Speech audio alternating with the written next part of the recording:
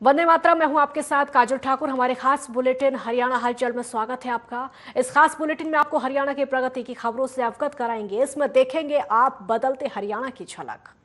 हरियाणा के CM Manohar Lal Dubai दौरे पर थे और वहीं वापस आने के बाद सीएम ने कहा कि हरियाणा में एशिया की सबसे बड़ी जंगल सफारी बनने की तैयारी की जा रही है। यह जंगल सफारी 10,000 एकड़ जमीन पर बनाई जानी है। बड़े स्केल की एक जंगल सफारी, इसका निर्माण हम करने जा रहे हैं।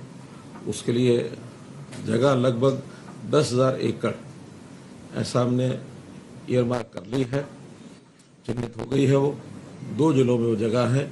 6,000 एकड़ तो गुरुग्राम जिले की है और 4,000 एकड़ नूंह जिले की है। एडजॉइनिंग दोनों जिले हैं।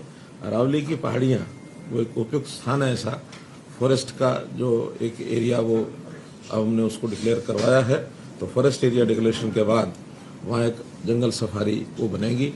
तो उस सफारी को बनाने के लिए कई प्रकार की जो कंसल्टेशंस हैं वो चल रही हैं और प्रत्यक्ष शारजा की एक सफारी जो लगभग 2,000 एकड़ में है, उसका नाम भी काफ़ी प्रसिद्ध सफारी है।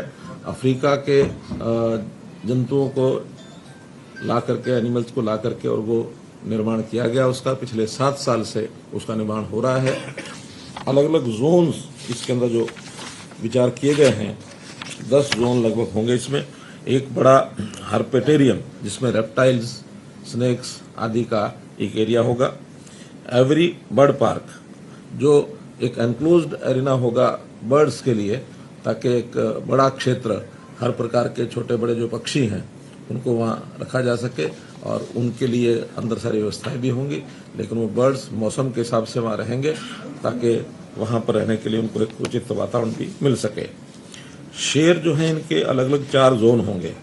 लायन होगा, टाइगर, पैंथर, चीता भी हम कोशिश करेंगे कि एक जोन उसके लिए बनाया जा सके, क्योंकि चीता की उपलब्धि अपने आप में थोड़ा कठिन है।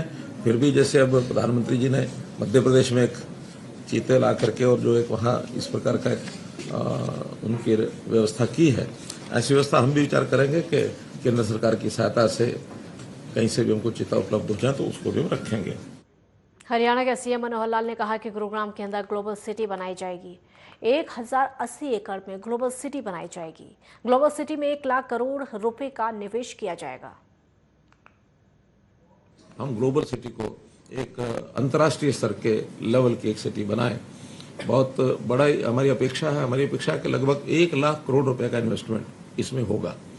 इसके लिए विभिन्न लेवल के रोड शो हम कर लिए हैं लगभग। अब तो समाप्ति पर यह है कि 4 रोड शो इसके हुए हैं, 2 गुरुग्राम में, 1 मुंबई में और 1 दुबई में। तो 4 रोड शो, ये चौथा रोड शो इसमें था। और इस दिन जो हमारी यात्रा में इस विषय को लेकर के, ग्लोबल सिटी को लेकर के जो वहाँ पर कंपनी आई, 13 कंपनियाँ, उसके अंदर बहुत प्रमुख कंपनियाँ जो हैं वो वहाँ पर आई हैं। अब उनके बारे में अगर जानकारी बतानी है तो बता सकता हूँ कि Dubai investment, Sobha realty, Danube properties, Nakheel, DP World, Ellington properties, gulf Islamic investment, Tabreed, Al Marjan island, Al Hamra, डलंड्स प्रॉपर्टी, दामाक, EMIS। तो ऐसी 13 प्रमुख कंपनियां हैं जो डेवलपमेंट के नाते से और वर्ल्ड वाइड ये काम करती हैं, लेकिन ज़्यादा इनके काम दुबई में है। दुबई अपने आप में जो रियल एस्टेट का काम है, हम में से जो लोग गए होंगे उनको मालूम होगा कि बहुत हाई क्लास, हाई लेवल की बिल्डिंग्स वहाँ हैं। MR खास करके एक बहुत बड़ा डेवलपर वहाँ है। तो उस MR के, जैसे हमारे गुरुग्राम में हम DLF कह सकते हैं, इस प्रकार का MR ग्रुप है। MR ग्रुप गुड़गांव में भी काम कर रहा है, देश के, दुनिया के और भी कोनों में काम कर रहे हैं। तो ये सब लोग वहाँ आए थे, सब ने बहुत उत्साह अपना वो दिखाया है। तो उसके नाते से ये जो हमारा एक, उसके बाद नेक्स्ट डे इन्वेस्टर जो डिफरेंट कंपनीज थी वो जो है उसका भी एक मीटिंग की थी। उसमें भी अलग अलग प्रकार के जो इन्वेस्टमेंट करने वाले जो लोग थे वो उसके अंदर आए थे और इसमें भी बहुत उत्साह दिखाया लोगों ने। चाहे हमारे यहाँ एग्री बिजनेस का विषय है, लॉजिस्टिक्स का है, एफएमसीजी का है, फूड प्रोसेसिंग है, सॉफ्टवेयर है, डेवलपर्स इन्वेस्टर्स, इन सब के जो इन्वेस्टर्स हैं उन्होंने अपना एक उत्साह अपना दिखाया है। हरियाणा में धान खरीदी को लेकर सीएम मनोहर लाल ने कहा कि अब तक 11,24,000 मीट्रिक टन धान की खरीद हो चुकी है। साथ ही हरियाणा में पहली बार क्षतिपूर्ति पोर्टल बनाया गया है, जिससे किसानों को लाभ हो रहा है। मंडियों में प्रोक्योरमेंट शुरू हो चुकी है। 4 अक्टूबर तक, 5 की तो कल छुट्टी रही होगी, लेकिन 4 अक्टूबर तक 8,17,000 मीट्रिक टन धान की ये खरीद हो चुकी है और लगभग 10,000 मीट्रिक टन बाजरा, ये भी अच्छा कल मंडियां खुली थी। अच्छा, लेटेस्ट फिगर अब अलग आई है। 11 लाख धान की कुल खरीद हो गई है और बाजरे की खरीद 16,000 मीट्रिक टन हो गई है। तो इस प्रकार से प्रोक्योरमेंट जो है ये चालू हो गई है स्मूथ रूप से। ये ठीक है कि इस बार वर्षा, थोड़ा फसल पक जाने के बाद उसका प्रकोप कुछ जिलों में ज़्यादा रहा, वहाँ नुकसान भी हुआ है, तो उसके लिए भी हम लोगों ने गिरदावरी, स्पेशल गिरदावरी करने के जो आदेश दिए थे वो भी हुई है। और इस बार पहली बार क्षतिपूर्ति पोर्टल बनाया गया है ताकि किसान जो है स्वयं अपने नुकसान होने के 72 घंटे के अंदर अंदर अपनी जानकारी उसमें डाले।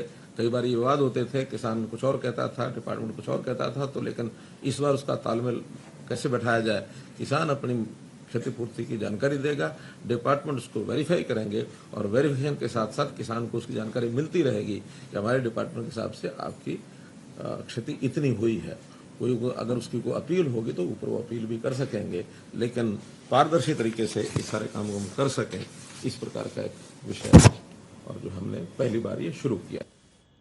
फरीदाबाद में केंद्रीय राज्य मंत्री कृष्णपाल गुर्जर ने कहा कि प्रदेश में अब तक 2.5 लाख छात्रों को टैबलेट बांटे जा चुके हैं और करीब 6 लाख बच्चों को टैबलेट बांटे जाने हैं। आज फरीदाबाद में भी टैबलेट वितरण कार्यक्रम किया गया। यहां पर करीब 5,107 छात्रों को अपने हाथों में टैबलेट दिए गए।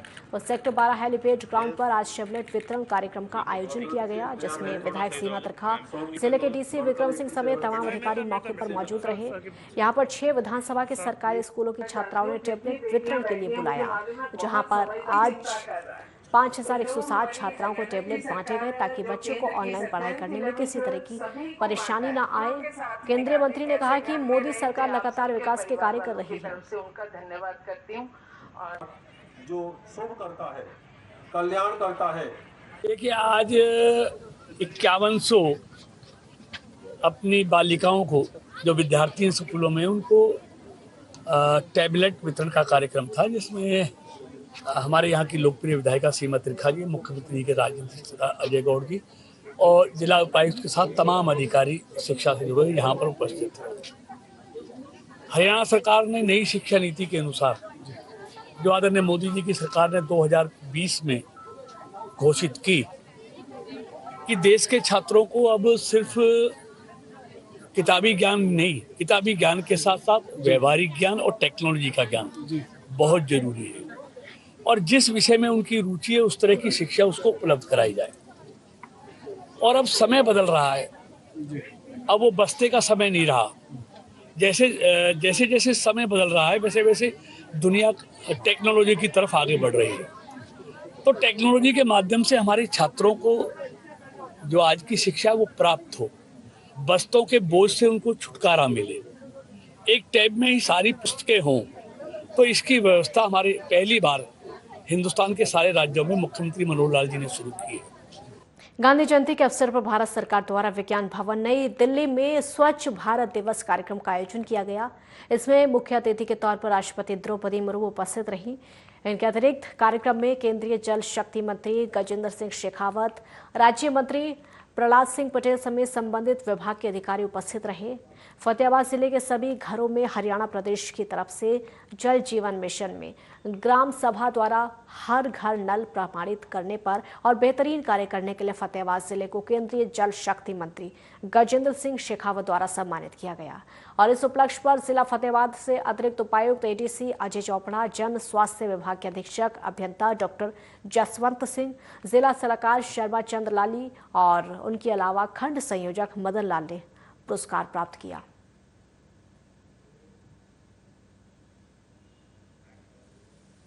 भारत सरकार की महत्वाकांक्षी स्कीम जल जीवन मिशन के तहत फतेहाबाद जिले के ग्रामीण क्षेत्र में हर घर को नल से जल उपलब्ध करवा दिया गया है और उनके ग्राम सभाओं में सर्टिफिकेट पास करके भारत सरकार के पोर्टल पर 100% अपलोड हो गए हैं।